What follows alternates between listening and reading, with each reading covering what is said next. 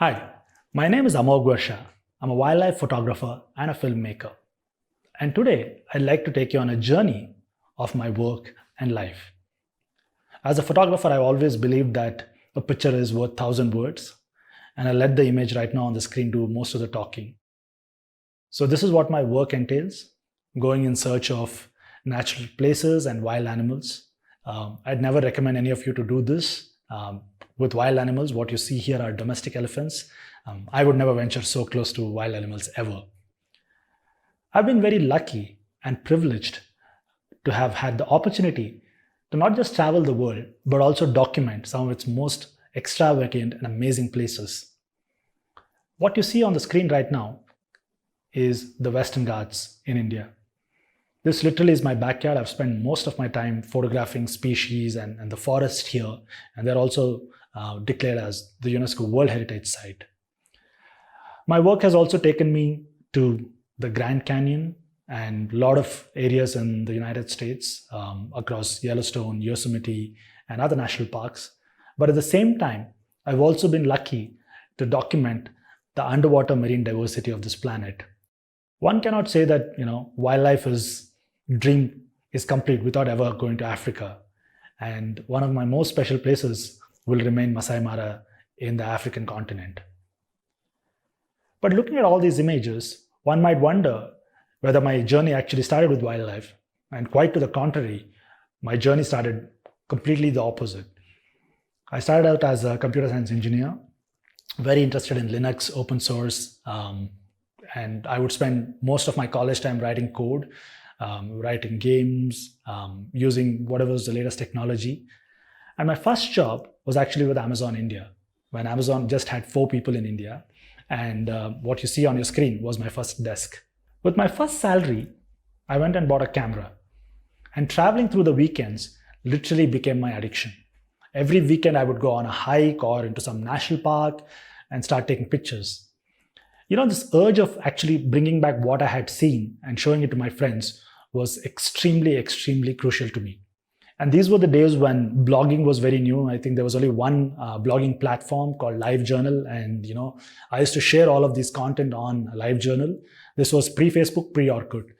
And, internet had just opened up. So I think it was for me a great way to express what I had seen and bring it back and share it with people. Now, going on from Amazon, I joined another startup called Ask Layla, one of India's first local search engines. And this is when my photography started taking a little bit more time of mine. And when I asked my then CEO and founders, can I take a break and do wildlife and photography half the time, they were more than encouraging. And I really thanked them for giving me that opportunity. And I stepped into wildlife more as a profession. But as a wildlife photographer or a filmmaker, the most important thing is to understand natural history and behavior.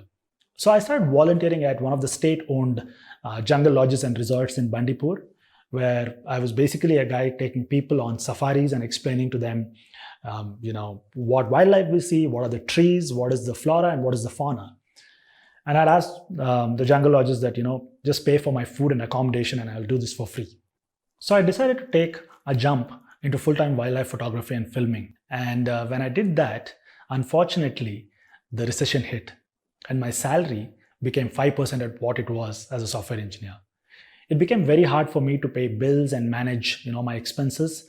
I stopped going out. I stopped eating out with friends. I mostly stayed home. But it taught me a lot about what I was ready to give up to pursue my passion and my dreams. So this is when I thought, how do you make money of wildlife? Because it was very hard to make money of wildlife back in the day because magazines would hardly pay you. There were no online platforms where you could actually shoot and kind of submit. So I started doing photography classes and, that kind of created a huge industry. I was one of the first people in the country to start outdoor wildlife photography classes. And today, as you know, it's a big booming business. Hundreds of people, including my students, are teaching, and it's a very well thriving category in travel. But for me, that wasn't enough. I felt that there needs to be a lot more done. And for me, the urge of bringing back stories from the wild and sharing it with people was always the strongest pull. I thought to myself, what's the next evolution? And it was films.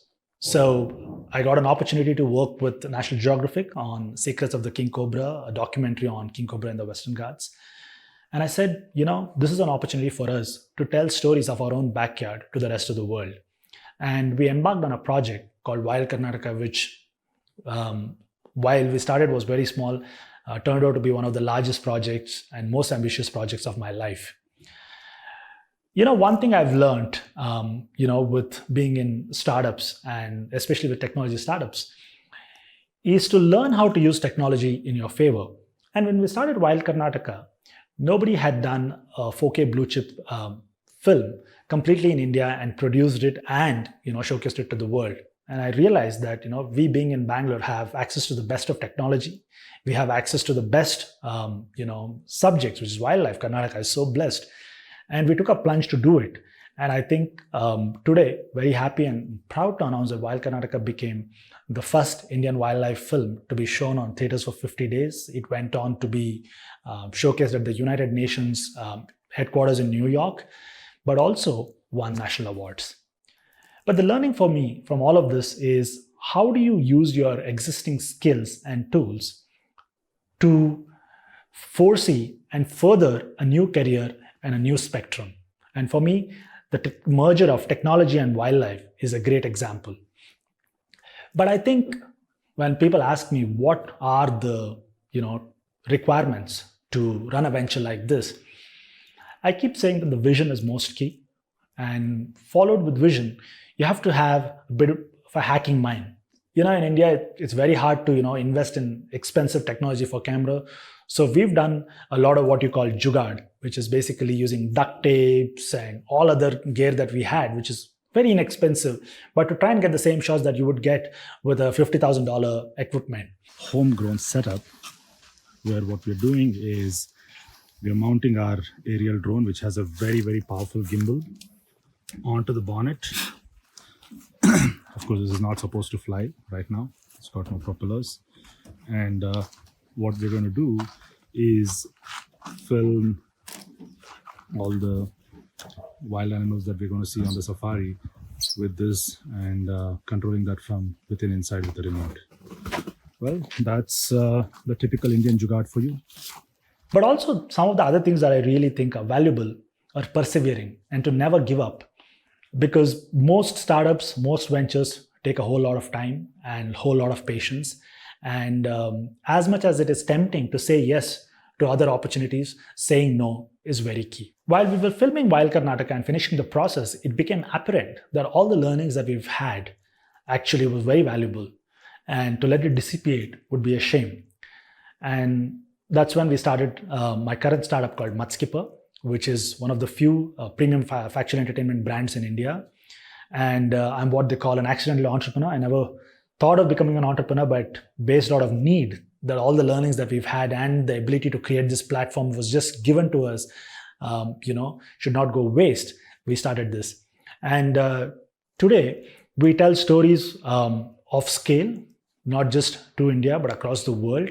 And what I've learned building this business over the last few years is that some of the greatest innovation happen at the cross spectrum of multiple things. For me, it has been art and technology and environmental consciousness. And where we are right now as Mudskipper is to make consciousness change using art and technology. And I think consciousness is the first step for any great change in the world.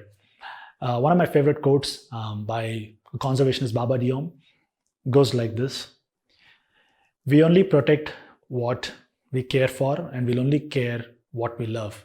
I think the first step of making people love and care for our environment and for its inhabitants is going to be the biggest key decision factor if we have to have a better planet. So what we've been doing is trying to tell stories which are impactful, which are meaningful, about not just the natural history world, but also our relationship with it to the rest of the world. And I believe, like all great ventures, when we can intersect art, technology, environmental consciousness, I think the kind of change we can bring upon is going to be immense. This pandemic has really taught us the value of caring for our environment and for our planet. Not taking these things seriously has pretty much led to where we are today. I'll give you a simple example of a story that we witnessed during the pandemic. Deep in the Western Ghats, in the Sharavati Valley, we heard of a story of a lady forest officer catching a couple of poachers who were trying to hunt for wild meat. Now, if India did not have this kind of protection, just given the amount of biodiversity we have, we would be the next hub for pandemics. We would have pandemics at a lot more frequency than we are hearing about now. We have been able to take these stories to villages, to rural kids, but at the same time to policymakers and bring about some change at a policy level. One of our recent films, Kali, was hugely appreciated by the state government, and a tiger reserve was renamed after the river Kali, thanks to the film. So I think when today some of the brightest minds which are working in technology across the world have come together to solve many other challenges like this. It could be climate change, it could be bridging corridors for elephants and things like that. A simple example would be if all the e-retail companies in the world reduce packaging, the impact on the carbon footprint on the world will be extremely immense. So I think the need of the hour personally for me is how can we all get together and actually bring this change. And when people say, do I have hope for the planet? And if it's a possibility, I keep referring to the recent phenomena of pandemic. In record time, we have been able to develop vaccines, which has never happened in history before. If we can, scale up medical infrastructure, bring about vaccines in record time, I think what we can accomplish as a community of people who care is infinite. So I want to end this by saying that, if all ventures and like-minded people start thinking about ecologically conscious businesses and how we can make that small little change in our own lives and in our businesses, I think we definitely will have a better planet.